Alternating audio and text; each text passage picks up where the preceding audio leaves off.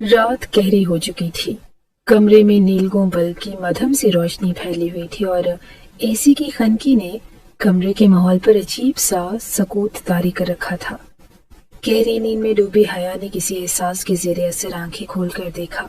सामने लगी घड़ी में रात के 2 बज रहे थे। सुकून का सांस लेते हुए हया ने करवट बदल ली और अभी सुबह होने में काफी वक्त था।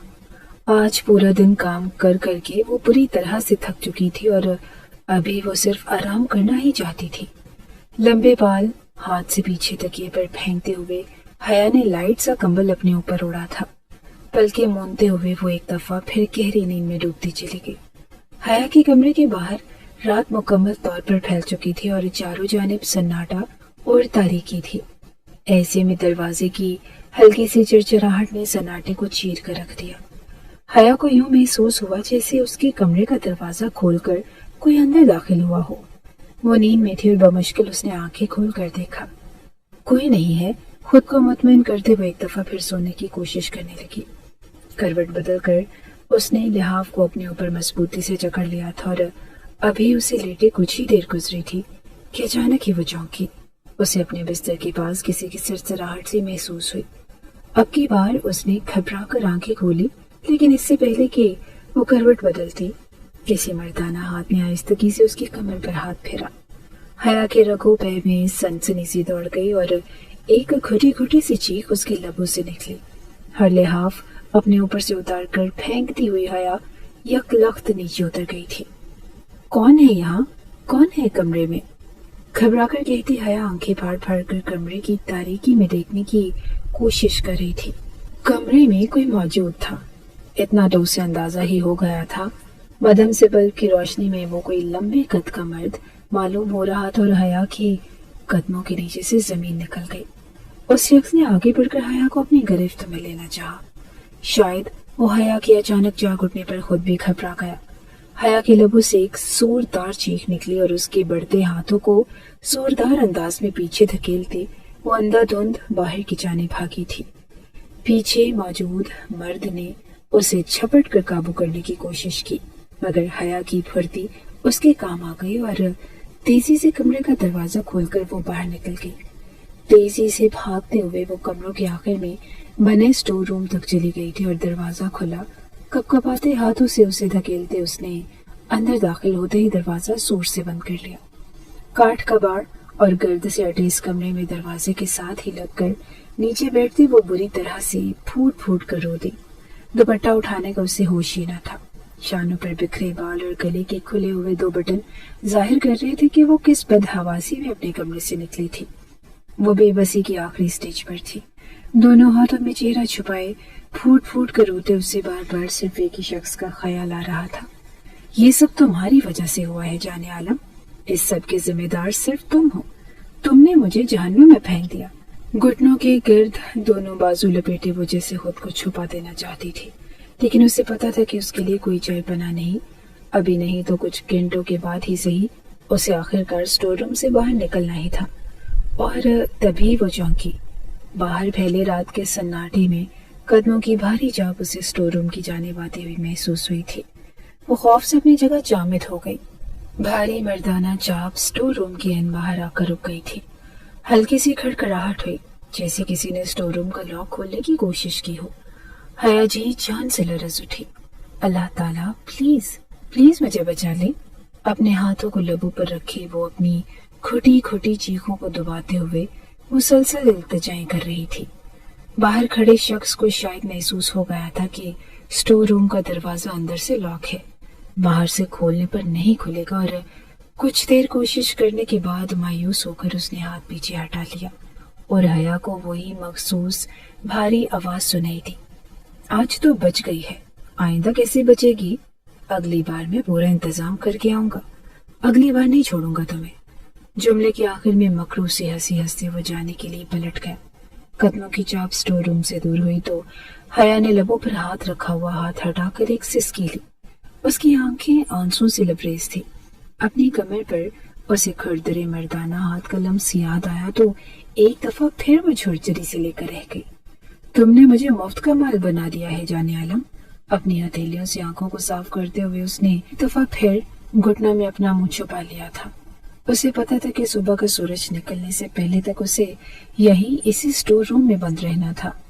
यूं ही आंखें मीचे मीचे वो अपने माजी में पहुंच गई। ज्यादा नहीं, बस 2 महीने ही तो पुरानी बात थी। जिंदगी कितनी हसीन थी। कॉलेज के साथ ट्रिप पर जाने के लिए उसने बाबा की कितनी मिन्नतें की थी। भाई मुझे तो कोई एतराज नहीं, अपनी माँ से पूछ लो। उन्होंने हंसकर आंखों से ग्लासेस उतारे तो वो नफीसा बेगम के सर हो गई थी। इतनी दूर अकेली लड़की को भेजने की भला क्या जरूरत है? नफीसा बेगम झंझला रही थी। कॉलेज वाले 2 रोज मरी के ट्रिप पर जा रहे थे और हया उनके साथ जाना चाहती थी। 20 साल जिंदगी में वो पहले कभी किसी ट्रिप पर नहीं गई थी।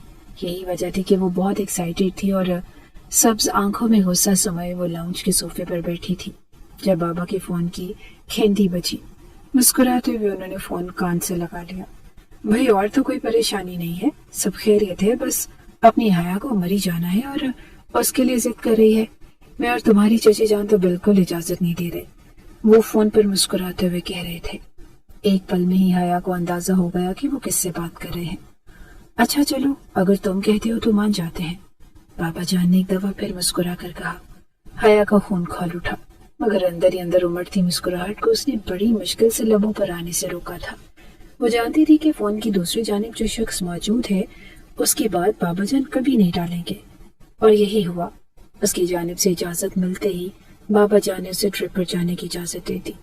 हया को लगा कि ये उसकी जिंदगी के खूबसूरत तरीन दिन होंगे, लेकिन ये और बात कि 2 दिन मरी में दिल खोल कर जिंदगी एंजॉय करने के बाद जब वो वापस आई थी तो एक रूह फरसा खबर उसकी मुंतज़िर थी।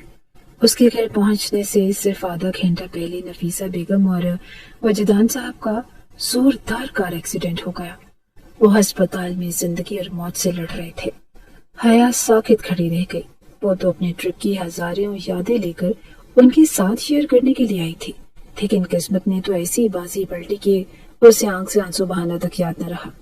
सिर्फ 1 घंटा, 1 घंटे के बाद ही वजदान साहब और नफीसा बीबी दोनों की डेड बॉडीज घर पहुंच चुकी थी। दोनों की हालत इतनी नाजुक थी कि अस्पताल पहुंचने के 10 मिनट बाद ही उनका इंतकाल हो गया। हया के सर पर तो आसमान टूट पड़ा। माँ और बाप दोनों की लाशें बरामदे में रखी हुई थी। वो खामोश निगाहों से उन्हें देखती सोच रही थी कि पहले किसका मातम करे। रिश्तेदार इकट्ठे होने शुरू हो गए। मेरी बच्ची, इस तरह खामोश रहना अच्छी बात नहीं। उसकी इकलौती खाला कमर उन्निसा ने उसे गले से लगाकर रुलाने की कोशिश की, मगर हया बेयकीन निगाहों से सामने ही देखे जा रही थी। किसी ने उसके सर पर लाकर सफेद चादर उड़ा दी। वो रोना चाहती थी, फूट फूट कर रोना चाहती थी, लेकिन किसी अपने के गले लगकर। मगर वहां अपना कौन था? हया ने पलटकर अपने सारे रिश्तेदारों की सिमत देखा। सभी अपनी अपनी बातों में मशगूल थे और किसी को वजदान साहब और नफीसा बेगम की मौत का दुख न था। वजह सिर्फ ये थी कि वजदान साहब ने नफीसा बेगम से अपनी मर्जी से शादी की थी। उनके खानदान वालों ने नफीसा बेगम को ना तो कभी कबूल किया था और न ही उनकी मौत पर कोई अफसरदा था। यही हाल नफीसा बेगम के खानदान की तरफ से भी था, सिवाय उसकी खाला के। कोई जनाजे पर न आया था और खाला भी इसलिए आ गई थी क्योंकि वो खुद औलाद से महरूम थी और हया का दुख उनके दिल को चीरे जा रहा था। जनाजा उठाने का वक्त आया तो हया ने मुतलाशी निगाहों से आसपास देखा और वो उसे नजर आ गया जिसे वो कब से ढूंढ रही थी। जनाजे को कांधा देता हुआ वो अपनी जब्त के इंतहा पर था। वो जाने आलम था, उसके चचा का बेटा, जिसकी वो मनकोहा थी और बचपन से लेकर आज तक उसने जाने आलम का नाम ही अपने नाम के साथ सुना था। और वो अपनी आंखों में उसके लिए कई हजार सपने सजा चुकी थी। उसे यकीन था उसे दुख में देखकर वो खुद को रोक नहीं पाएगा। वो जो आज तक बात नहीं करता था, इस दुख भरे मौका पर तो आकर उसे अपना कंधा जरूर देगा। वो कोई गैर तो नहीं, उसकी बीवी थी, मगर हया की सोच गलत साबित हुई। जनाजे को उठाकर बाहर निकलते उसने एक नजर भी हया पर डालना गवारा न किया। दोनों हाथों में चेहरा छुपाकर वो फूट फूट कर रो रही। उसे अपना दुख अकेले ही मनाना था। उसे ये बात समझ आ गई कि रिश्तेदार 2 दिन तक घर में जमा रहे थे और उसके बाद रफ्ता रफ्ता सभी जाने लगे।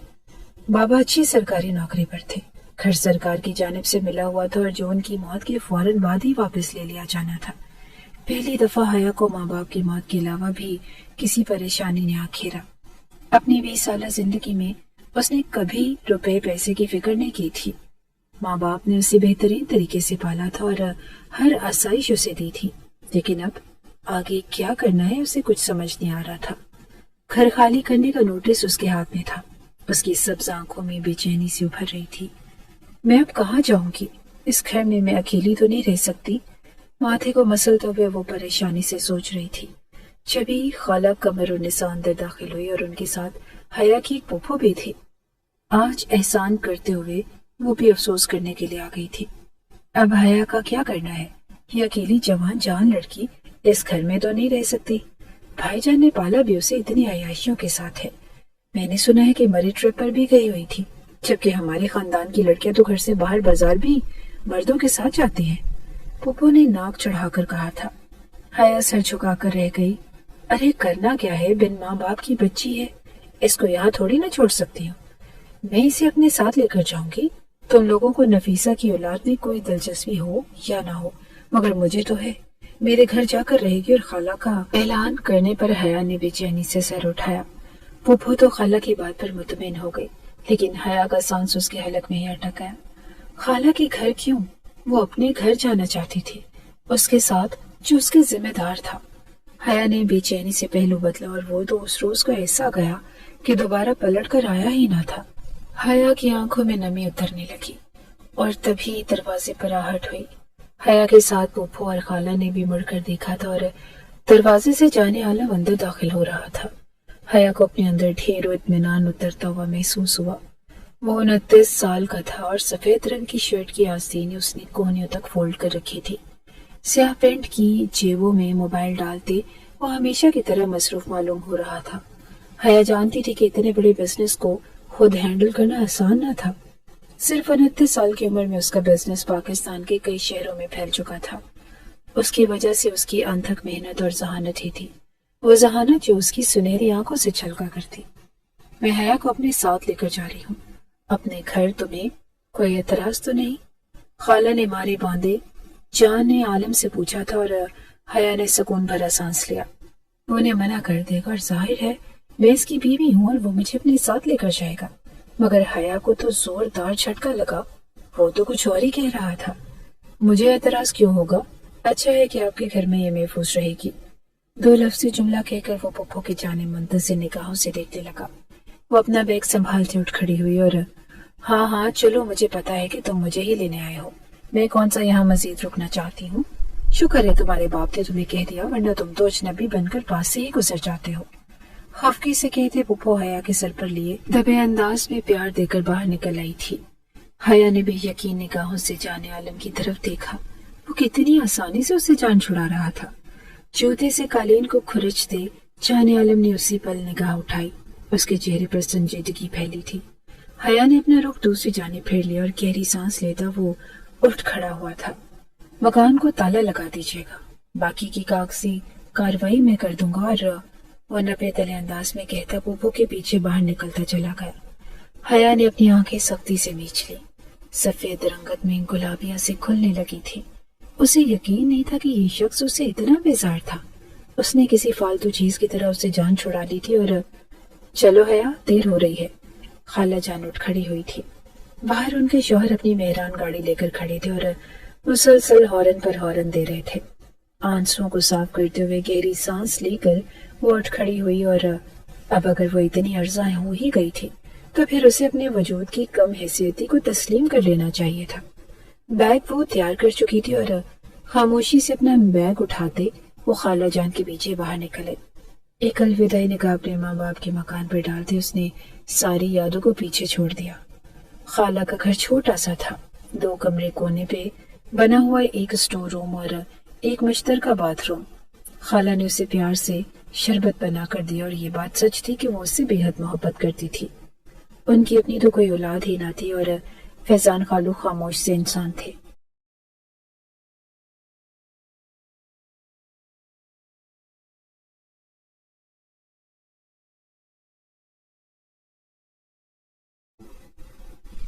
انہوں نے حیا کے آنے پر کوئی اظہار خیال کیا اور نہ ہی دوسرے کمرے میں سے صوفے نکال کر وہاں بیڈ ڈالنے پر، یوں جیسے وہ گھر کا حصہ ہی نہ تھے۔ یہ کمرہ خالو کے استعمال میں ہوتا ہے، یہاں میں رہوں گی تو انہیں پریشانی تو نہیں ہوگی۔ حیا نے شرمندگی سے کہا۔ بیٹھے بٹھائے وہ ان پر بوجھ بن گئی تھی۔ خالہ نے پیار سے اس کا ماتھا چوما۔ ارے نہیں، وہ تو تمہارے یہاں آنے پر بہت خوش ہے، تمہیں اپنی بیٹیوں کی طرح سمجھتے ہیں، تم پریشان مت ہو۔ خالہ کی بات پر وہ مطمئن ہو گئی تھی۔ کالج تو بغیر امتحان دیے چھوٹ گیا تھا اور اسے یقین تھا کہ اب دوبارہ کالج کی فیس دینے کی اس کے پاس پیسے نہیں ہوں گے۔ خالہ اپنی دکان سے بمشکل گھر کا خرچ ہی پورا کر پاتے تھے اور اسے خالہ کے گھر میں آئے ہوئے ایک ہفتہ ہوا تھا جب وہ کچن میں کھانا بنا رہی تھی۔ دونوں چولہے بیک وقت چل رہے تھے اور وہ بری طرح سے الجھی ہوئی تھی۔ ایک چولہے سے سالن کا بھاری پتیلا اٹھا کر اس نے سائڈ میں رکھا۔ سالن کا ڈھکن ہٹا کر وہ مسالہ چیک کر رہی تھی اور جب اسے اپنے پیچھے کچن میں خالو فیضان داخل ہوتے ہوئے دکھائی دیے۔ پانی پینے آئے ہوں گے، حیا نے دل میں سوچا اور مسالہ زبان پر رکھتے وہ بڑے احتیاط سے نمک اور مرچ چیک کر رہی تھی۔ اسے اپنا دوپٹہ آہستگی سے گلے سے سرکتا ہوا محسوس ہوا، لیکن اس سے پہلے کہ وہ پلٹ دی، اچانک اسے فیضان خالو کی چیخ سنائی دی۔ ارے حیا، تمہارا دوپٹہ جل رہا ہے، پیچھے دیکھو۔ وہ بکھلا کر پلٹی۔ چلتے ہوئے چولہے کے اوپر اس کا دوپٹہ یوں رکھا تھا جیسے کسی نے انتہائی آرام سے اسے وہاں پر رکھ دیا ہو۔ حیا کو حیرت ہوئی، اتنی لاپرواہی سے تو اس نے کبھی زندگی بھر کام نہیں کیا تھا۔ آگ کے بھڑکتے شعلے اس کو دوپٹے کو اپنی لپیٹ میں لے رہے تھے۔ وہ جامد کھڑی تھی جب فیضان خالو نے جلدی سے اس کے گلے میں ہاتھ ڈال کر دوپٹہ کھینچ کر اتار دیا۔ حیا بے اختیار سینے پر ہاتھ رکھتے 2 قدم پیچھے ہوئی۔ کتنی لاپرواہی سے کام کرتی ہو، دیکھو سارا دوپٹہ جلا دیا۔ فیضان خالو جوتے سے آگ کے شعلوں کو بچاتے اسے سر سے لے کر پیر تک دیکھ رہے تھے۔ حیا کو عجیب سا احساس ہوا، کہنے کو تو ایسا کچھ بھی نہ تھا اور فیضان خالو نے اسے جلنے سے بچایا تھا، مگر پتہ نہیں کیوں کہ وہ بے چینی سی محسوس کر رہی تھی۔ یک لک پلٹتے وہ بھاگ کر اپنے کمرے میں چلی گئی۔ تھوڑی دیر تک وہ خود پر قابو پانے کی کوشش کرتی رہی۔ دوسرا دوپٹہ لے کر وہ باہر نکلی تو فیضان خالو گھر میں کہیں نہیں تھے۔ خواہ خواہ میرا وہم ہوگا، چلتے ہوئے دوپٹے کو وہ مجھ پر سے اتارتے نہ تو اور کیا کرتے۔ حیا نے خود کو سنبھالا۔ کچن میں تھوڑا بہت ہی کام رہ گیا تھا اور جلدی جلدی کام ختم کرتے وہ واپس اپنے کمرے میں چلی گئی۔ عجیب سی بے چینی نے اس کے وجود کا احاطہ کر لیا۔ 2 روز کی بات تھی، اچانک ہی دوپہر کے وقت خالہ کی طبیعت خراب ہو گئی۔ ان کا بی پی خطرناک حد تک لو ہو گیا تھا اور خالو گھر پر تھے۔ انہوں نے جلدی سے گاڑی نکالی اور خالہ کو ہسپتال لے گئے۔ حیا تنہا گھر میں پریشان کھڑی رہ گئی۔ خالہ کی طرف سے اسے بے حد پریشانی تھی اور بار بار وہ ان کے صحت یاب ہونے کی دعائیں کر رہی تھی۔ شام عصر کا وقت تھا جب دروازے پر دستک ہوئی اور حیا نے گھبرا کر دروازہ کھولا تو سامنے ہی فیضان خالو کھڑے تھے۔ تمہاری خالہ تمہیں یاد کر رہی ہیں، چلو تمہیں ہاسپٹل لے چلو، انہوں نے کہا۔ حیا نے سکون کا سانس لیا۔ وہ اکیلے گھر میں ان کے ساتھ رہنا نہیں چاہتی تھی اور جلدی سے چادر اوڑھ کر وہ باہر آئی تو فیضان خالو اپنی بائک کے اوپر بیٹھے اسی کا انتظار کر رہے تھے۔ آپ کی گاڑی کہاں ہے؟ حیا نے حیرت سے پوچھا۔ گاڑی تو وہیں ہسپتال میں ہی ہے، پارک کر دی تھی۔ وہ لوگ بار بار ہسپتال سے گاڑی نہیں نکالنے دیتے نا، انہوں نے بودی سی وضاحت دی۔ حیا کو حیرت ہوئی، ایسا کون سا ہسپتال تھا جو گاڑی نکالنے پر منع کرتا تھا؟ لیکن وہ کچھ نہ بولی اور خاموشی سے فیضان خالو کے پیچھے بیٹھتے ہوئے اس نے اپنے اور ان کے درمیان فاصلہ بنایا تھا، لیکن بار بار لگتے جھٹکوں کی وجہ سے یہ فاصلہ برقرار نہ رہ سکا۔ نہ جانے کتنی دیر تک خالو بائک چلاتے رہے۔ حیا نے محسوس کیا کہ وہ غیر ضروری طور پر بائک بہت ہی دھیمی چلا رہے تھے۔ کیا ہسپتال بہت دور ہے؟ حیا کو گھبراہٹ سے ہونے لگی۔ نہیں، دور تو نہیں، چلاؤ تو میں جوس پلاتا ہوں۔ انہوں نے جوس کی دکان کے سامنے بائک روکی تو حیا بری طرح سے گھبرا گئی۔ نہیں خالو، مجھے جوس نہیں پینا، خالہ بیمار ہے اور مجھے ان کے پاس لے کر چلیے۔ اس کی آواز میں سختی تھی اور خالو فیضان چند لمحے تک اسے دیکھتے رہے اور پھر کندھے اچکا کر دوبارہ بائک پر بیٹھ گئے، لیکن ان کے انداز میں بے رحمی واضح دیکھی جا سکتی تھی۔ خالہ تو اگلے دن ٹھیک ہو کر گھر واپس آ گئی، لیکن حیا کو اب عجیب سی بے چینی ہونے لگی۔ خالو فیضان آس پاس ہوتے تو وہ خود کمفرٹیبل محسوس نہ کرتی اور نہ محسوس انداز میں بار بار اپنے دوپٹے کو ٹھیک کرتی۔ اسے لگتا جیسے کوئی مسلسل اسے دیکھ رہا ہے۔ خالہ تو اپنے کام میں مگن ہوتی اور وہ گھبرا کر اپنے خالو کو دیکھتی تو وہ یا تو اپنے فون میں مگن ہوتے یا ادھر ادھر دیکھ رہے ہوتے۔ پتہ نہیں مجھے کیا ہو گیا ہے، وہ پریشانی سے اپنی پیشانی مسلتی وہاں سے اٹھ جاتی۔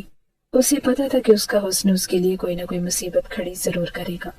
وہ شام اپنی کالج کی پرانی کتابیں نکالے خالی خالی نظروں سے انہیں دیکھ رہی تھی جب باہر اچانک ہی تیز بارش برسنے لگی اور خوشگوار احساس کے تحت اس نے کمرے کے دروازے سے باہر جھانکا۔ خالہ اندر بیڈ پر لیٹی آرام کر رہی تھی اور ایک دم چھم چھم برستے می نے پورے صحن کو بھگو دیا تھا۔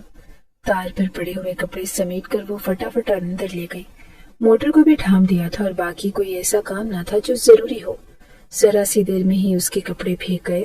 وہ کپڑے تبدیل کرنے کا سوچ ہی رہی تھی جب دروازے پر آہٹ ہوئی۔ اس نے پلٹ کر دیکھا تو خالو فیضان کھڑے تھے اور ان کی نگاہوں میں ایسا عجیب سا تاثر تھا کہ حیا بے اختیار خود میں سمٹ گئی۔ باہر صحن میں بہت مٹی ہے اور بارش کا پانی برس رہا ہے، جلدی سے ساتھ ساتھ وائپر لگا دو، وہ کہتے ہوئے باہر صحن میں جا کر کھڑے ہو گئے۔ حیا نے چند لمحے سوچا اور وہ ان کے گھر میں ایک بوجھ کی طرح رہ رہی تھی اور ان کے کاموں پر اعتراض کرنا بنتا نہ تھا۔ خاموشی سے دوپٹے کو پھیلا کر خود پر لیٹے وہ باہر نکل آئی اور باہر بارش تیز تھی۔ وہ وائپر لگانے کے دوران سر سے لے کر پیر تک بھیگ رہی تھی۔ صحن سے مٹی صاف ہو گئی مگر بارش تو اب بھی برس رہی تھی۔ اس نے بے بسی سے خالو فیضان کی طرف دیکھا جو بغیر پلک جھپکائے اسے دیکھ رہے تھے۔ خالو بارش ہو رہی ہے اور وائپر لگانے کی کیا ضرورت ہے؟ اس نے کہا مگر خالو فیضان نے کوئی جواب نہ دیا۔ قدم اٹھاتے ہوئے اس کے برابر آ کر وہ کھڑے ہو گئے۔ حیا سر سے لے کر پیر تک بھیگ چکی تھی۔ لباس بھیگ کر اسکن کو واضح کر رہا تھا اور اس کی آنکھوں میں آنسو آنے لگے، اور تبھی خالو فیضان نے اچانک ہاتھ بڑھا کر اس کا ہاتھ تھام لیا۔ مجھ سے شادی کرو گی حیا؟ تمہاری خالہ ایک بنجر اور ویران عورت ہے، وہ مجھے اولاد کی خوشی نہیں دے سکتی، اور تم جوان ہو، خوبصورت ہو، اور سچ بتاؤں تو میرا تم پر دل آ گیا ہے۔ اگر تم حامی بھرو تو میں تمہیں اس گھر کی رانی بنا کر رکھوں گا، تمہاری خالہ کو طلاق دے دوں گا۔ اور خالو فیضان کی بات پر حیا نے پھٹی پھٹی نگاہوں سے انہیں دیکھا۔ ان کی نگاہوں سے پھوک ٹپک رہی تھی اور لرزتے قدموں سے اپنے ہاتھ چھڑوا کر وہ یکدم پلٹ کر اپنے کمرے کی سمت بھاگی۔ کپ کپ آتے ہاتھوں سے دروازہ بند کرتے اسے کتنی ہی دیر تک یقین نہیں آیا کہ باہر ہوا کیا تھا۔ اوہ میرے خدا، یہ سب کیا ہے؟ دونوں ہاتھوں سے اپنے سر کو تھامتے وہ پھوٹ پھوٹ کر رونے لگی۔ اسے جان عالم بری طرح سے یاد آیا۔ پوری رات اس کی کروٹیں بدلتی گزر گئی، اسے کچھ سمجھ نہیں آیا، اور صبح ہوتے ہی وہ خالہ کے سر ہو گئی۔ مجھے اپنا موبائل دی، مجھے کچھ کام ہے خالہ۔ خالہ نے حیران ہوتے ہوئے اپنا موبائل اسے تھما دیا۔ آج سے پہلے تو حیا نے کبھی موبائل مانگا ہی نہ تھا۔ اس کے گلابی چہرے پر پریشانیاں بکھری ہوئی تھی، اور موبائل کمرے میں لے کر آتے اس نے دھڑکتے دل سے خالہ کا فون چیک کیا۔ اس میں کہیں پر بھی جان عالم کا نمبر سیو نہ تھا۔ حیا کو مایوسی ہوئی اور پھر اچانک ہی اس کے دماغ میں خیال کلک ہوا۔ وہ مشہور بزنس مین تھا اور اتنا مصروف رہتا تھا، یقیناً اس کا انٹرنیٹ پر کوئی پروفائل تو ہوگا ہی۔ کپ کپ آتے ہاتھوں سے اس نے انٹرنیٹ پر جان عالم کو سرچ کیا۔ تھوڑی دیر کے بعد اس کی ہنستی مسکراتی کئی تصاویر نکل کر سامنے آ گئی تھی، اور تھوڑی سی ریسرچ کے بعد حیا کو اس کا کانٹیکٹ نمبر بھی مل گیا تھا۔ کانٹیکٹ نمبر آفس کا تھا۔ حیا کو پورا یقین تھا کہ نمبر اٹھانے پر سیکرٹری ہی اس سے بات کرے گی۔ میں اسے کہہ دوں گی کہ میں اس کی قریبی رشتہ دار ہوں، تب وہ میری بات جان عالم سے کروا ہی دے گی۔ وہ اسے کہنا چاہتی تھی کہ اب آ کر اسے اپنے گھر لے جائے۔ ظاہر ہے جس شخص کے ساتھ اس کا نکاح ہوا تھا اسے اسی کے گھر میں رہنا چاہیے تھا۔ وہ بھلا خالہ کے گھر میں بلا وجہ اپنی عزت داؤ پر کیوں لگا رہی تھی؟ فون سیکرٹری نے ہی اٹھایا۔ میں ان کی انتہائی قریبی رشتہ دار بات کر رہی ہوں، جان عالم سے میری فوراً بات کروا دیجیے۔ لہجے کو پر اعتماد بناتے ہوئے حیا نے اسے حکم دیا۔ سیکرٹری نے خاموشی سے لائن کنیکٹ کر دی۔ حیا دھڑکتے دل کے ساتھ فون کان سے لگائے بیٹھی رہی، اور تھوڑی ہی دیر کے بعد اس کی آواز موبائل میں سے ابھری تھی۔ جی کون بات کر رہی ہیں آپ؟ آواز بیزار تھی، جیسے نہ جانے وہ کتنا مصروف ہو۔ جی میں حیا بات کر رہی ہوں۔ حیا نے دھڑکتے دل کے ساتھ بمشکل اسے جواب دیا۔ آنسو آنکھوں میں آنے لگے اور وہ سوچ ہی رہی تھی کہ کیسے اسے اپنی ساری کہانی سنائے کہ اس نے بیزاری سے جواب دیا کہ کون حیا؟ دیکھیں بیبی، جھوٹ بول کر مجھ سے رابطہ قائم کرنے کی کوشش مت کریں، میں ایک مصروف انسان ہوں۔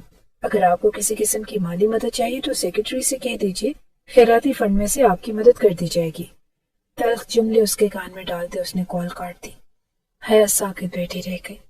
آنکھوں میں آئے آنسو کب گال پر پھسل گئے اسے تو سمجھ ہی نہیں۔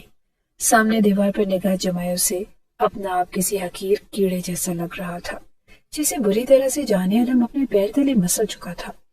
اسے تو میرا نام تک نہیں پتا، गालों पर फैलते आंसू को साफ करते वो अपनी सिसकियां रोकने की कोशिश कर रही थी। वो बचपन से उसकी मनकुहा थी और शायद 5 साल की थी जब बाबा जान ने चचा जान के कहने पर उन दोनों का निकाह पढ़ा दिया था। लेकिन उसे याद तक न था कि उसकी मनकुहा किसी और के घर में दिन गुजार रही थी। खाला अपना मोबाइल वापस मांग रही थी और उन्हें किसी को फोन करना था। कपकपाते हाथों से हया ने उन्हें मोबाइल वापस दे दिया और उसका चेहरा देखकर वो चौंकी। क्या बात है, तुम्हें कुछ हुआ है? मगर हया नफी में सर हिलाते वापस अपने कमरे में चली गई। उसके वजूद पर जैसे कोई मोहर सी लग गई थी। उसके पास अब यहाँ से बचकर जाने का कोई रास्ता न था। शाम खालू के घर आने से पहले ही वो घबरा कर अपने कमरे में आ गई और अगले दिन खाला उसे अपने साथ बाजार ले गई। खालू घर में अकेले थे, इस वजह से वो घर में न रुकी और शाम तक बाजार में मारी मारी फिरने के बाद जब वो घर आई तो थकावट से हया की कमर टूट रही थी। वो बस अपने कमरे में जाकर सोना चाहती थी। खाला से इजाजत लेते वो कमरे में आई। दरवाजा लॉक करते हुए बुरी तरह से वो घबरा गई थी और लॉक खराब हो चुका था। कई बार घुमाने के बावजूद भी दरवाजा लॉक न हुआ और हया के कदमों तले से जमीन निकल गई। सुबह तक तो ये लॉक बिल्कुल ठीक था, तो फिर अब ये कैसे? वो बार बार दरवाजा खोल कर और बंद कर रही थी जब ये उसकी निगाह बाहर बैठे फैजान खालू पर पड़ी। हया को देखकर उसने एक मकरूह मुस्कुराहट उसकी तरफ उछाली। हया की रगों में खून जमकर रह गया और ये हरकत उन्हीं की थी। उसे अच्छी तरह पता चल गया था कि आज उन्होंने खाला और हया की गैर मौजूदगी का फायदा उठाया था। ओह मेरे खुदा, जाने आलम तुमने ये सब कुछ क्यों किया? तुम क्यों मुझे भूल गए? अपनी सिसकियां दबाते वहीं दरवाजे से ही नीचे लगकर वो बैठ गई। रात को न जाने कौन सा पहर था जब पकड़ी हुई कमर के साथ वो नींद में ही उठकर बेड पर जाकर लेट गई। शदीद थके होने की वजह से खराब लॉक वाली बात उसके जहन से निकल चुकी थी। यही वजह थी कि रात को जब फैजान दरवाजा खोलकर अंदर दाखिल हुआ तो वो बुरी तरह से घबरा गई और अब स्टोर में बैठे बैठे हया की आंखें पत्थर आ गई। फजर की अजान हुई तो वो गहरा सांस लेते हुए दरवाजा खोलकर बाहर निकल आई और खाला पाबंदी से नमाज पढ़ा करती थी। हया ने जाकर उन्हें जगाया और खुद भी जाए नमाज बिछाकर नमाज अदा करने लगी। दुआ के लिए हाथ उठाते आंसू एक बार फिर उसकी आंखों से फिसलने लगे। खाला, मैं जॉब करना चाहती हूँ। खाला के सामने नाश्ता रखती उसने धीमी आवाज में कहा तो वो हैरान रह गई। तुम्हारी सारी जरूरतें तो पूरी हो रही हैं बेटा, फिर नौकरी की क्या जरूरत है? हया अपने आंसू छुपा कर रह गई। अब इन्हें क्या बताती कि वो नौकरी इसलिए तलाश करना चाहती है ताकि चुपके से इस घर को छोड़कर किसी हॉस्टल में शिफ्ट हो जाए। अब वो मजीद अपनी इज्जत को दांव पर नहीं लगा सकती थी। खाला को भला क्या एतराज हो सकता था? परेशानी तो हया को बस यही थी कि अधूरी तालीम के साथ उसे कहाँ नौकरी मिलेगी और उसका खर्चा बिल्कुल दुरुस्त था। सारे डॉक्यूमेंट्स लिए और वो सुबह से लेकर असर के वक्त तक सड़कों पर मारी मारी फिरती रही। कोई स्कूल कोई ऑफिस ऐसा न था जहाँ उसने नौकरी के लिए अप्लाई न किया हो। वो घर वापसी के लिए रिक्शे में बैठना चाह रही थी जब एक तरहदार सी लड़की उसके बराबर आकर खड़ी हुई। वो बार बार मोबाइल पर वक्त देखते जेरे लब बुड़बुड़ा रही थी। इंटरव्यू खत्म हो जाएगा और न जाने ये नवाबजादा ड्राइवर कहाँ रह गया है। वो सामने रेस्टोरेंट से निकली थी और हया ने जरा की जरा निगाह उठाकर उसे देखा। पैंट शर्ट में मलबूस फैशन की सारी जदीद तकाजे उसने पूरे कर रखे थे। हया ने एक नजर अपने सरापे पर डाली। सफेद रंग का सादा सा लिबास जिसका दुपट्टा उसने सलीके से सर पर ओढ़ रखा था। बड़ी बड़ी सब्ज आंखों में थकान बाजी नजर आ रही थी और लड़की के सामने उबर की गाड़ी आकर रुकी तो लड़की ने उसे एक दफा एड्रेस कंफर्म किया। वह शहर की एक मायानाज कंपनी का एड्रेस था। नाम सुना सुना सा लग रहा था। अगर वहाँ किसी नौकरी की गुंजाइश है तो मुझे भी वहाँ जाना चाहिए। हया ने सोचा और शायद वहाँ नौकरी मिल जाए। एक आखिरी ट्राई कर लेने में क्या हर्ज है। बेबसी से सोचते हया ने एक दफा फिर रिक्शे वाले को रुकने का इशारा कर दिया। रिक्शे में बैठते वो जब उस ऑफिस के सामने रुकी तो आसमान के साए गहरे होना शुरू हो चुके थे। अब तो इंटरव्यू का टाइम भी खत्म हो चुका था, बल्कि अब तो ऑफिस टाइम ही खत्म होने वाला है। हया ने हाथ में पहनी घड़ी में वक्त देखा। 5 बजने में सिर्फ 15 मिनट रहते थे और वो तेजी से सीढ़ियां चढ़कर ऊपर आई और वाकई इंटरव्यू टाइम खत्म हो चुका था। जो लास्ट के 1-2 कैंडिडेट्स थे वो भी खुशदिली से बाहर निकल रहे थे। हया लपक कर सेक्रेटरी के पास पहुंची। क्या मैं इंटरव्यू दे सकती हूँ? सेक्रेटरी ने एक नजर उसे देखा और सर था पांव उसके हुलिया का जायजा लिया। शायद वो समझ गई थी कि हया जरूरतमंद है। उसने फोन उठाकर अंदर बैठे अपने बॉस से बात की। تمہاری قسمت اچھی ہے کہ آج کمپنی کے اصل اونر انٹرویوز لے رہے ہیں. انہیں ضرورت مندوں کی مدد کرنے کا تھوڑا شوق بھی ہے. تم اندر جا سکتی ہو. مشینی انداز میں کہتے ہی سیکرٹری نے اسے اندر کا راستہ دکھا دیا. حیا گہری سانسیں لیتے خود کو نارمل کرتے دروازے تک چلی آئی اور یہاں آنے سے پہلے منہ ہی دھو لیتی. تھوڑا سا تو اچھا امپریشن پڑتا. سارا دن گرد مٹی کے بعد نہ جانے کیا حشر ہو رہا ہے. خود کو کمپوز کرتی وہ چہرے پر مسکراہٹ سجاتے کمرے میں داخل ہوئے. سامنے ریوالونگ چیئر پر بیٹھا کمپنی کا مالک فائل پر جھکا ہوا تھا. السلام علیکم سر. حیا نے سلام کیا تو سامنے بیٹھے شخص نے سر اٹھایا اور حیا جہاں کی تہاں کھڑی رہ گئی. وہ جان عالم تھا، اس کا شوہر، جس کی وجہ سے وہ آج سڑکوں پر دھکے کھاتی ہوئی یہاں موجود تھی. ایک جھٹکے میں حیا کے لبوں سے مسکراہٹ غائب ہوئی. آپ؟ اس کے لبوں سے نکلا جان عالم.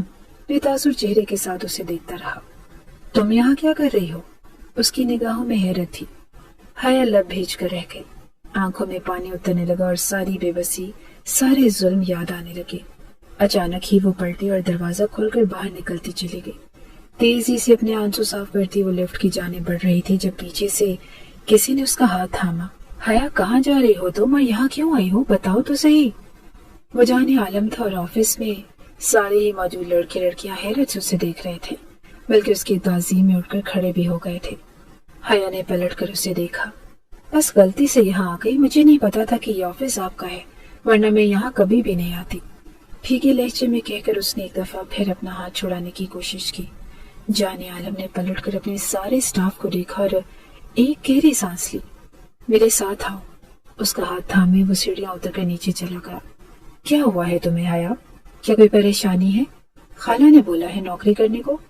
نوکری ڈھونڈنی تھی تو مجھے بتا دیتی، میں ہر مہینے پیسے وہاں بھیجوا دیا کرتا. آخر کو تم میرے مرحوم چچا کی بیٹی ہو. کمپنی سے باہر نکلتے ہی جان عالم نے انتہائی نارمل سے انداز میں کہا تھا. حیا نے سر اٹھا کر اسے دیکھا. کیا وہ واقعی اپنے اور حیا کے درمیان موجود رشتے کو بھول چکا تھا؟ لگتا تو ایسا ہی تھا. حیا اب کھینچ کر رہ گئی. اچھا چلو ٹھیک ہے، اگر تمہیں نوکری کی ضرورت ہے تو میرے پاس پرسنل اسسٹنٹ کی ویکینسی خالی ہے. آج کل اسی کے انٹرویوز ہو رہے تھے. تم ذہین ہو، یہ نوکری آسانی سے کر لو گی. ایسا کرو ابھی گھر چلی جاؤ اور کل صبح صبح آفس آ جانا. نرم لہجے میں کہتے ہوئے جان عالم نے اس پر جیسے احسان کیا تھا. حیا لب بھینچ کر رہ گئی. ایک نفرت بھری نگاہ اس پر ڈالتی تیزی سے اپنا ہاتھ چھڑا کر وہ سامنے سے گزرتے رکشے میں بیٹھ گئی تھی. جان عالم نے گہری نگاہوں سے دیکھا اور وہ منظر سے غائب ہوئی تو ایک گہری سانس جان عالم کے لبوں سے ادا ہوئی. پتہ نہیں تم کیا چاہتی ہو حیا؟ زیر لب بڑبڑاتا وہ اپنے واپس آفس کی جانب بڑھ گیا. حیا گھر میں داخل ہوئی تو خالو فیضان گھر آ چکے تھے.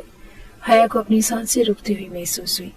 کہیں کوئی جائے پناہ نہ تھی اور خالہ سے طبیعت کی خرابی کا کہہ کر وہ فوراً ہی اپنے کمرے میں چلی گئی. کچھ ہی دیر کے بعد رات کا سناٹا چاروں جانب پھیل گیا تھا اور حیا کا دل زوروں سے دھڑکنے لگا. خالہ اپنے کمرے میں جا کر سو چکی تھی. حیا نے دروازہ کھولا اور دھڑکتے دل سے باہر جھانکا. صحن خالی تھا، باہر کوئی بھی نہ تھا. باہر دیکھنے پر اسے فیضان کی موٹر سائیکل بھی نظر نہ آئی اور ایک گہری سانس لیتے ہوئے وہ واپس اپنے کمرے میں چلی گئی. خالہ فیضان اکثر راتیں گھر سے باہر گزارا کرتے تھے. ان کے کیا مشاغل تھے یہ حیا کی سمجھ میں آ گئی.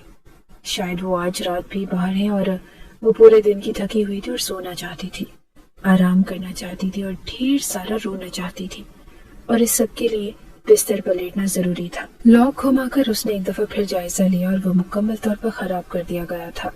سہمے ہوئے دل پر قابو پاتے وہ جا کر اپنے بستر پر لیٹ گئی. کچھ دیر تک تو کھلی آنکھوں سے وہ مسلسل دروازے کو دیکھتی رہی.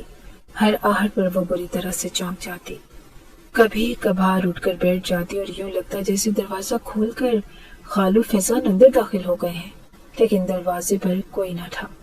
وہ نہ جانے کتنی دیر تک جاگتی رہی مگر آخرکار تھکاوٹ اس پر غالب آ گئی. رفتہ رفتہ اس کی آنکھیں بند ہوتی چلی گئی. نہ جانے رات کا کون سا پہر تھا اور اس کی آنکھیں ایک عجیب سے احساس سے کھلی. گردن پر کسی ٹھنڈے سے لمس کا احساس ہو رہا تھا. حیا گھبرا کر اٹھ بیٹھی. ایک سایہ سا اس کے اوپر جھکا ہوا تھا اور حیا ہڑبڑا کر بستر سے نیچے اتر آئی. کہاں بھاگ رہی ہو؟ مجھے سمجھ نہیں آتا کہ آخر تم مجھ سے دور کیوں جاتی ہو. شادی کرنا چاہتا ہوں تم سے، اس میں برائی کیا ہے؟ کیا کمی ہے میرے اندر؟ بتاؤ. تھوڑی سی عمر ہی زیادہ ہے نا؟ وہ فیضان ہی تھا. اس نے حیا کو دونوں بازوؤں سے دبوچ کر اپنے سامنے کھڑا کر لیا۔ نائٹ بلب کی مدھم روشنی میں حیا اس کے چہرے پر پھیلی خباثت صاف دیکھ سکتی تھی۔ حیا کا رنگ زرد پڑ گیا۔ مجھے چھوڑ دو خدا کے لیے، میں شادی شدہ ہوں۔ حیا کے لبوں سے ٹوٹ پھوٹ کر نکلا جواب فیضان نے ایک زوردار قہقہا لگایا۔ شادی؟ وہ جو تمہیں پوچھتا تک نہیں؟ جانتی ہو کہ اتنا امیر ہے وہ؟ تم جیسی لڑکیوں کو منہ بھی نہیں لگاتا ہوگا، اور تم اس کے نام پر بیٹھی ہو۔ تم سے شادی تو صرف میری ہوگی۔ فیضان نے لپک کر اس کے گردن کو اپنے دونوں ہاتھوں میں دبوچنا چاہا تھا۔ حیا نے پوری قوت سے اسے پیچھے کی جانب دھکیلا۔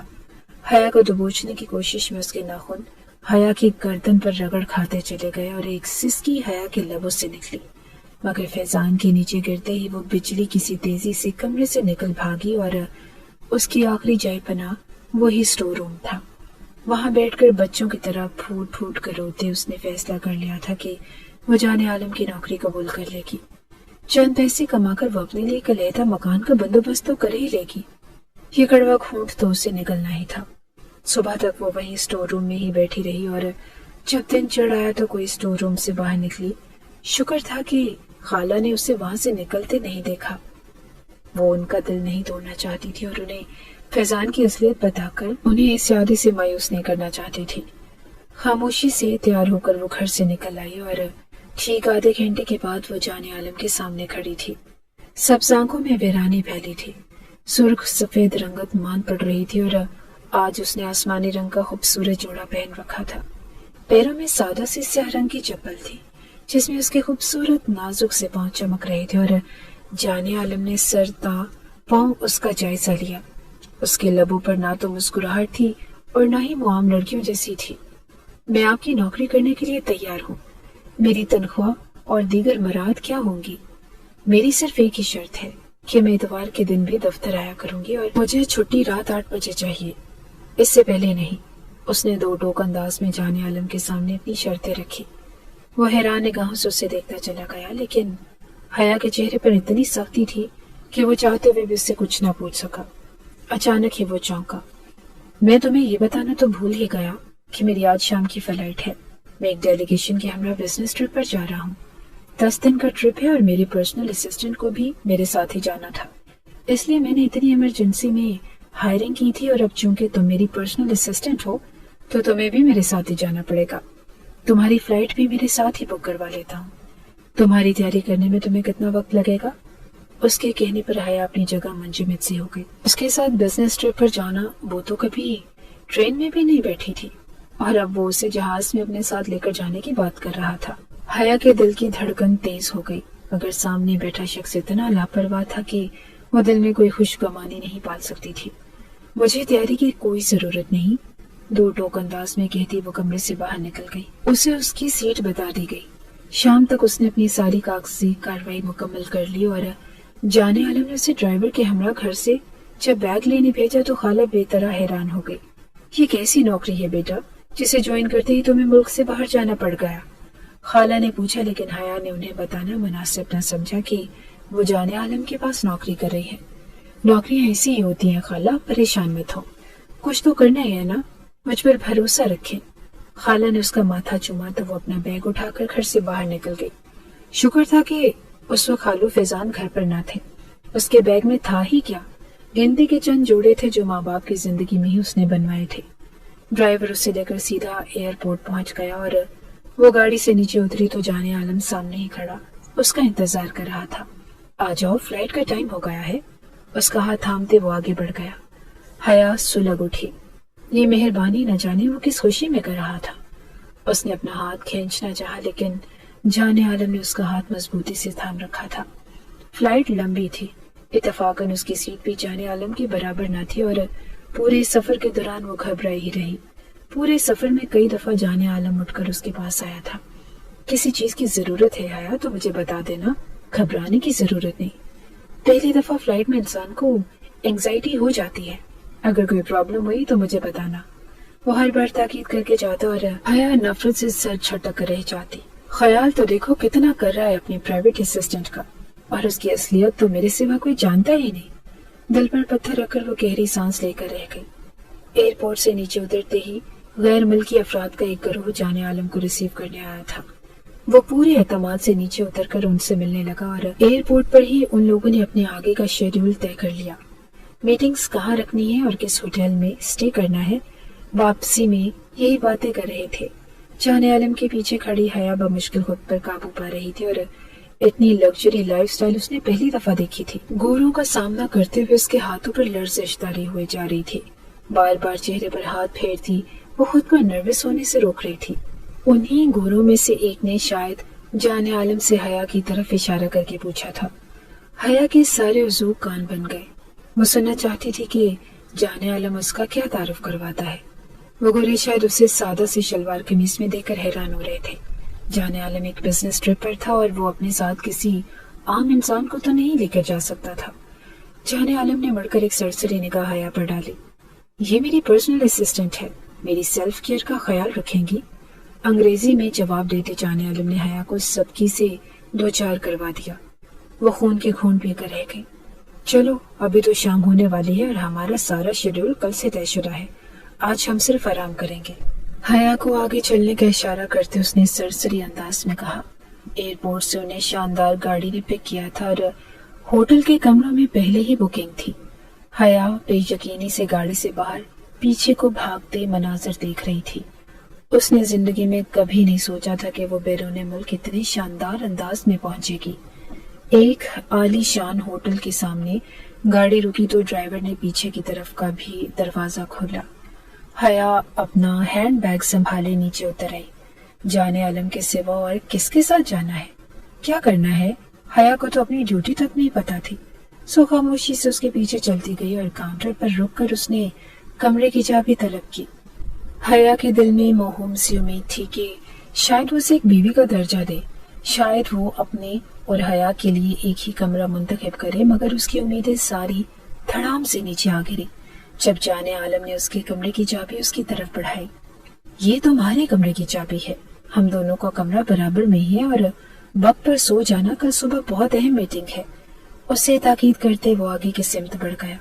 खाली खाली निगाहों से उसे आगे जाता देखती रही। सफर की थकावट बहुत ज्यादा थी और कुछ दुख भी। जाने आलम एक नजर डालना भी गवारा न करता था कि वो खुद को संभालती उसके पीछे पीछे चली गई। जब तक वो अपने पुराने एतमाद को बहाल कर चुकी थी, चाबी से कमरे का दरवाजा खोलते हुए अंदर दाखिल हुई और शानदार लग्जरियस रूम था। ऐसा कमरा उसने जिंदगी में पहली दफा देखा था। बड़ी सी खिड़की से नीचे का मंजर साफ दिखाई दे रहा था और कपड़े तब्दील करके वो बाथरूम से बाहर निकली तो रूम सर्विस वाला खाना कमरे में ही दे गया। हया ने खामोशी से खाना खाया और बेड के किनारे टेक लगाकर लेट गई। उसने सादा सा स्लीपिंग ड्रेस पहन लिया था और लंबे बाल उसने खुले छोड़ रखे थे। सब्ज आंखों में आंसू थे और वो बार बार अपने लब कुचल रही थी। बेड से टेक लगाए उसे न जाने कब नींद आ गई, उसे पता ही न चला। शायद उसे सोए थोड़ी ही देर गुजरी थी कि अचानक दरवाजे पर दस्तक हुई। दस्तक एक बार हुई तो हया ने नजरअंदाज कर दिया, मगर दूसरी और फिर तीसरी बार दस्तक हुई तो वो घबरा कर उठ बैठी। पता नहीं अब क्या करना है। हया ने जल्दी से दरवाजा खोला और साकित रह गई। दरवाजे के बाहर जाने आलम खड़ा था और स्याह रंग का लंबा सा कोट पहने सर पर टोपी जमाए वो बाहर जाने के लिए मुकम्मल तौर पर तैयार था। अरे ये क्या, तुम इटली में आई हो और सो गई, घूमना नहीं है क्या? उसके चेहरे पर नरमी थी और लबों पर मुस्कुराहट। हया ने हैरत से उसे देखा। अपनी पर्सनल असिस्टेंट को घुमाने कौन लेकर आता है? मीटिंग तो सुबह है ना? हया ने तल्ख लहजे में कहा तो जाने आलम उसे देखकर रह गया। चंद साने बाद वो बेख्तियार हंसा था। अच्छा चलो ये पहन कर आओ। उसकी तरफ जाने आलम ने कुछ बढ़ाया। हया ने देखा वो एक लेडीज ओवरकोट था। वो पूरी तैयारी के साथ आया था और हया के दिल को कुछ होने लगा। आहिस्ते से गर्म ओवरकोट पहनते उसने जाने आलम की दी हुई टोपी भी सर पर पहन ली। मुझे पता था कि तुम्हें सफर का तजर्बा नहीं है और इटली तुम पहली दफा आ रही हो। तुम्हें नहीं पता था यहाँ का मौसम कैसा है। अपने बैग को चाहो तो संभाल के रख दो, मैं तुम्हारे इस्तेमाल की सारी चीजें लेकर आया हूँ। मुस्कुराते हुए लहजे में कहते उसने हाथ से आगे बढ़ने का इशारा किया। हया बेयकीन निगाहों से उसे देखती कमरे से बाहर निकल गई थी। होटल की तवील रास्तारी से गुजर कर वो लोग बाहर सड़क पर आए तो हया को हैरत का एक जोरदार झटका लगा। उसने भी इख्तियार सर उठाकर आसमान को देखा। बर्फ रुई के छोटे छोटे गालों की सूरत आसमान से गिर रही थी। Snow fall? उसके लबों से बेख्तियार निकला। हाँ, स्नो फॉल। पहली दफा देख रही हो क्या? जाने आलम ने हैरत से कहा। हया तो अभी तक सहरज़दा से आसमान से गिरती बर्फ को देखी जा रही थी। ये इस मौसम की पहली स्नोफॉल है। आ जाओ। जाने आलम ने उसकी जानिब अपना हाथ बढ़ाया। हया ने हैरत से उसके बढ़े हुए हाथ को देखा। बेख्तियार ही उसकी आंखों में आंसू आ गए। मुझे वापस चलना चाहिए, मैं यहाँ एक बिजनेस ट्रिप पर आई हूँ। कल सुबह मीटिंग है और मुझे मीटिंग अटेंड करने के लिए बुला लीजिएगा। इसके अलावा मेरा आपकी जिंदगी में और कोई अमल दखल नहीं है। तल्ख लहजे में कहती वो मरने लगी, जब जाने आलम ने अचानक उसका हाथ थामकर उसे अपनी तरफ खींचा। खींचने का असर था या क्या मुड़ते ही हया का ओवरकोट जरा दाएं तरफ को खिसक गया। उसकी सफेद गर्दन नुमाया हो गई और तभी जाने आलम की निगाह उसकी गर्दन पर लगे उन 3 खराशों पर पड़ी। ये क्या है और ये कैसे निशान है? उसने बेख्तियार आगे होकर उन तीनों निशानों को उंगली से छुआ था। हया खुद में सिमट कर 2 कदम पीछे हुई। कुछ नहीं, ये बस ऐसे ही। उसने ओवरकोट में अपनी गर्दन छुपाना चाही, मगर जाने आलम की निगाहों में वाज़ेह बरहमी उतर आई। नहीं, ऐसे कैसे? साफ लग रहा है कि किसी ने तुम्हारी गर्दन पकड़ने की कोशिश की थी। किसने किया है ये? उसने हया का हाथ थामते दोबारा से उन निशानात को गौर से देखा था। हया की आंखों में पानी उतरने लगा। मैं कह रही हूँ ना कि छोड़ दें, बस कुछ नहीं है ये। बहुत मुश्किल उसने अपने आंसुओं पर काबू पाया। वो ज़ब्त के आखिरी मराहल में थी। वो जाने आलम के सामने कमजोर नहीं पड़ना चाहती थी, लेकिन इससे पहले कि वो भागती, जाने आलम ने उसे दोनों बाजू से पकड़कर ऐन अपने मुकाबिल खड़ा कर लिया। हया का ज़ब्त जवाब दे गया। वो कई महीनों से अकेले लड़ते लड़ते थक चुकी थी। अचानक ही फूट फूट कर रोते उसने जैसे हथियार डाल दिए। जाने आलम के चेहरे पर उससे रोते देखकर हैरत फैली और आहिस्तगी से उसने हया को अपने साथ लगा लिया। क्यों रो रही हो हया? क्यों मुझे परेशान कर रही हो? प्लीज बताओ तो सही, क्या हुआ है? किसी खदशात के तहत उसका लहजा आखिर में लरज़ कर रह गया। क्या फर्क पड़ता है आपको कि कोई मेरे साथ क्या सलूक करे? ये खालू फैजान ने किया है। उसके अलावा भी बहुत कुछ कर चुके हैं और बहुत कुछ करना चाहते थे वो। पता नहीं अल्लाह ने मुझे कैसे महफूज रखा, और ये सब सिर्फ इस वजह से है क्योंकि आपने मुझे लावारिसों की तरह छोड़ दिया था। क्या आपको याद नहीं कि मैं आपकी बीवी हूँ? निकाह किया था आपने मुझसे, चाहे बचपन का ही निकाह सही, लेकिन कोई रिश्ता तो है हमारे दरमियान। अगर आपको इस रिश्ते को कायम नहीं रखना था तो खत्म कर दे, फिर तलाक दे दे मुझे, ताकि मैं सुकून से मर तो सकूं। आपने तो मुझे कहीं का नहीं छोड़ा। उसके सीने पर से सर उठाते उसने आंसू भरी निगाहें उठाकर जाने आलम से पूछा। वो गंग सा खड़ा रह गया। किसने किया है ये बाकी बातें तो जैसे उसने नजरअंदाज ही कर दी और उसका लहजा आंच देता हुआ था। हया ने अपने आंसू साफ किए। किसी ने नहीं, मुफ्त माल को हर कोई उठाकर हजम करने की कोशिश करता है। उसने पलटना चाहा, मगर जाने आलम ने उसे एक दफा फिर अपनी गिरफ्त में ले लिया। ऐसा मत कहो हया, मैं उस शख्स को इस जमीन पर रहने लायक नहीं छोड़ूंगा। और तुम्हें ये किसने कह दिया कि मैंने तुम्हें छोड़ा है? ना तो तुम फालतू की कोई चीज हो और न ही मुफ्त का माल। तुम मेरी बीवी हो, जाने आलम की बीवी, और एक दुनिया तुम्हें जानती है। मैंने तुम्हें तुम्हारे माँ बाप के इंतकाल के बाद डिस्टर्ब करना मुनासिब नहीं समझा। मुझे लगा कि तुम अपनी खाला के साथ उनके घर जाना चाहती हो, तो तुमने कभी मुझसे ठीक तरह से बात नहीं की। शायद हमारे दरमियान उम्रों का इतना फर्क था कि तुम्हें कभी मैं अच्छा ही नहीं लगा। तुम सिर्फ 20 साल की हो और मैं तुमसे पूरे 9 साल बड़ा। तुम बेहद हसीन हो, और कहते तो लोग मुझे भी हसीन ही है, लेकिन मैं तुम्हारे सामने अपने आप को कुछ नहीं समझता। सिर्फ इसीलिए ही मैंने तुम्हारी जानिब कभी अपने कदम नहीं बढ़ाए। मैं चाहता था कि तुम अपनी तालीम मुकम्मल कर लो, खाला के घर रहते कुछ अर्सा अपने आप को माँ बाप के इंतकाल के सदमे से बाहर निकाल लो। उसके बाद मैं प्रॉपर तरीके से हमारी रुखसती करवा सकूं। और तुम्हें तो ये भी नहीं पता कि मैंने रुखसती के लिए हॉल तक बुक करवा लिया है। अब मेरे वालिदैन तो है नहीं जो खुद आकर रुखसती की बात करते, मुझे खुद ही आना था। इनफैक्ट मैं आया भी था और तुम्हारा यही खालू फैजान, उसने मुझे घर से बाहर भी भगा दिया। उसने कहा कि हया अभी फिलहाल शादी करना नहीं चाहती, और मुझे लगा शायद वो ठीक कह रहा है। ये तो आज मुझे पता चला कि उसकी नीयत क्या थी। जाने आलम के लहजे के आखिर में तलखी उतर आई। हया ने बेयकीन निगाहों से उसे देखा। क्या सच ऐसा है? वो जैसे सरगोशी के आलम में बोली थी। जाने आलम ने शौकीन निगाहों से उसे देखा। तुम मुझे इतना बड़ा समझती हो कि मैं अपनी मनकोहा को भूल जाऊंगा? तुम मेरी बीवी हो हया, भला मैं तुम्हें किसी और के सहारे कैसे छोड़ दूंगा? मैंने तो सिर्फ तुम्हारी ख्वाहिश का एहतराम किया, और आज जब तुम मुझे बता रही हो कि वो तुम्हारी ख्वाहिश नहीं थी बल्कि फैजान ने खुद तुम्हें अपने मकसद के लिए इस्तेमाल करना चाहा, तो तुम देखोगी कि अपनी बीवी की तरफ नजर उठाने वाले का मैं क्या हश्र करता हूँ। बात के इख्तिताम पर उसके लहजे में मौत की संगीनी उतर आई। हया उसे देख कर रह गई और उसे अपने अंदर ढेरों इत्मीनान उतरा हुआ महसूस हो रहा था। यूं लग रहा था कि जैसे इतने अरसे से वो बेसाहिबान है, खुले आसमान तले खड़ी है और आज एक मजबूत छत अल्लाह ने उसकी सर पर तान दी है। आहिस्तगी से उसे अपने साथ लगाते जाने आलम ने मुस्कुराकर उसे देखा। तुम्हें बिजनेस का अलिफ बे भी नहीं पता, फिर भी तुम्हें अपने साथ इस बिजनेस ट्रिप में मैं क्यों लेकर आया? सिर्फ इसलिए क्योंकि तुम मेरी बीवी हो। मैं तुम्हें यूरोप घुमाना चाहता था।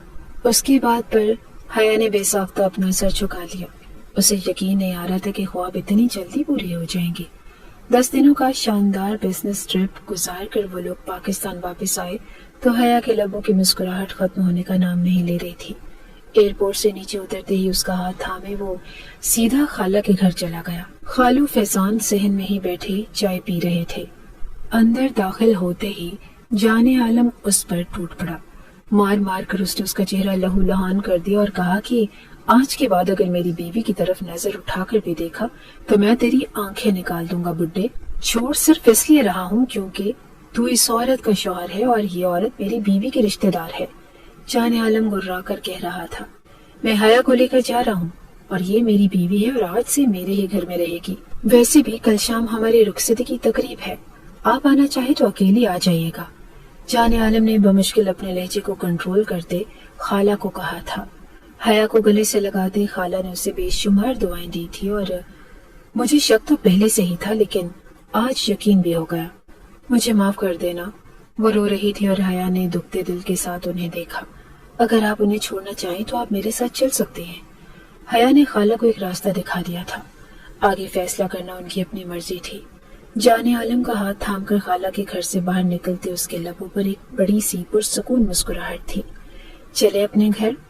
जहां आलम ने उसकी जानिब देखा तो वो पुरएतमाद से अंदाज में मुस्कुराते उसकी गाड़ी में बैठ गई थी। जाने आलम ने फ्रंट सीट पर बैठकर गाड़ी को अपने घर के रास्ते पर डाल दिया था।